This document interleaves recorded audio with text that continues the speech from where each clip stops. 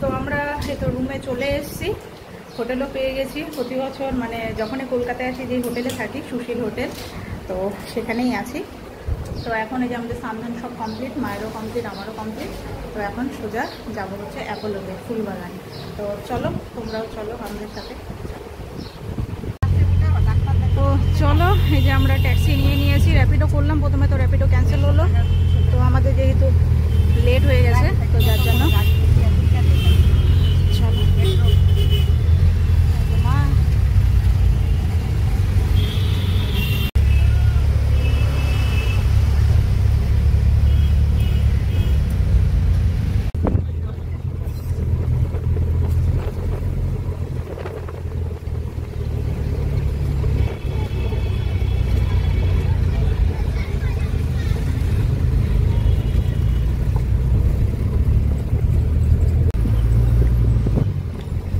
চারিদিকে এখন দুর্গোৎসবের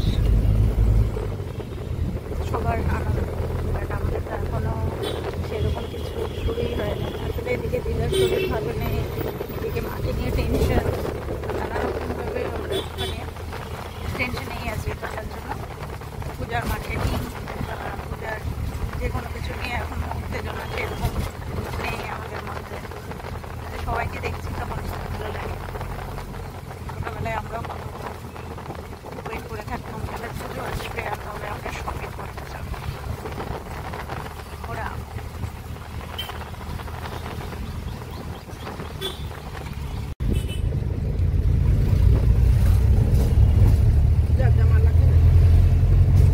ওইটুকুনি ছেলের কত পূজার জামা, আমাদের ছোট্ট বাস্তুলি দুষ্টুলি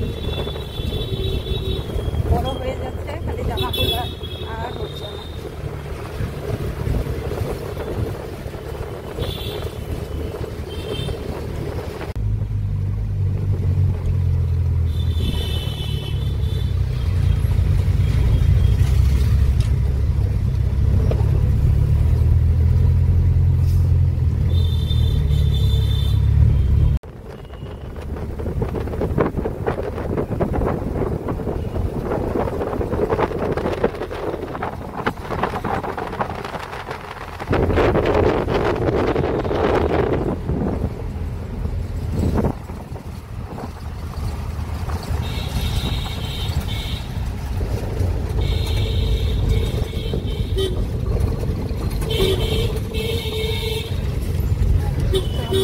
চলে এসছি অ্যাপোলো।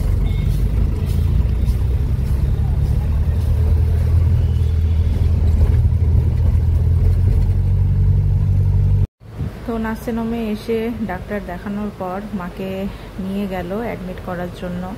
প্রায় 2 ঘন্টার বেশি হয়ে গেছে আমি এই যে বসে আছি অপেক্ষা করে যে মার কখন রিপোর্টগুলো হবে, মার এপিসিটা কখন কমপ্লিট হবে। বাট দেখা যাক কখন হয়। আমি এই যে আছি, আর একা একা বসে থাকতে না খুবই বোরিং লাগে, খুবই বোরিং।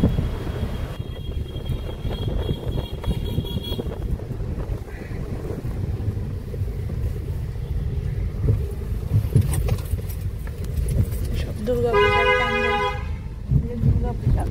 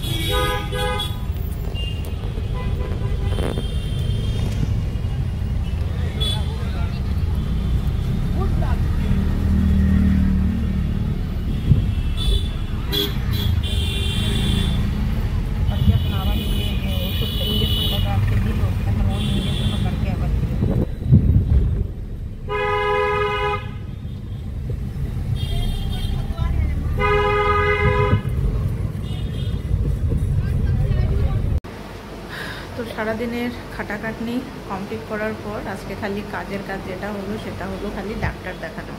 তো মার রিপোর্ট যেগুলো ছিল সেগুলো আজকে আর হলো না।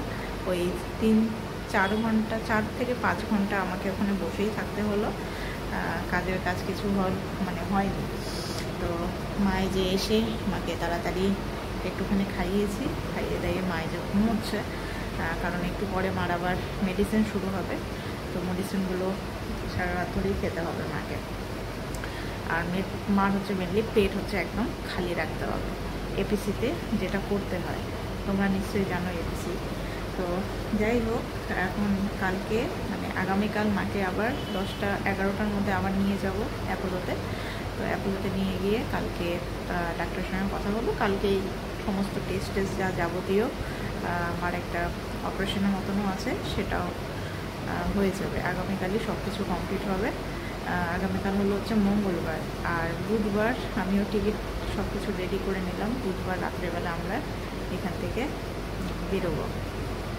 মিনিমাম এই ডাক্তারের এখানে 2টা দিন লাগে, একদিনে কোনো কাজ সম্ভবই না। আর এত দূরের রাস্তা মাকে নিয়ে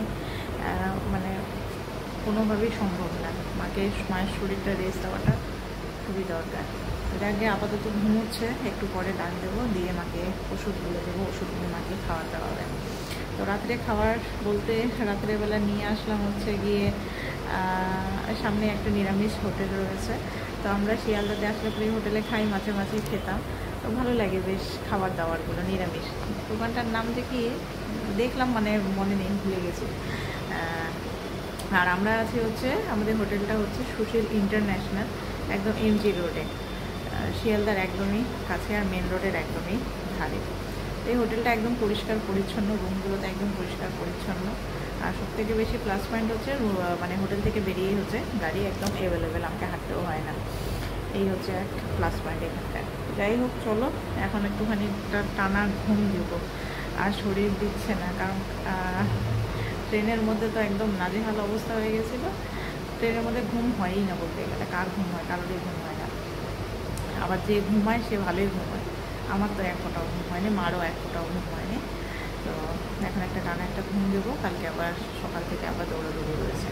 তো যাই হোক, চলো বন্ধুরা, আজকের ভিডিওটা এখানেই শেষ করছি। আর আগামীকালের কি আপডেট হচ্ছে সেগুলো তোমাদের সঙ্গে শেয়ার করবো এক করে। চলো আজকের মতো গুড নাইট।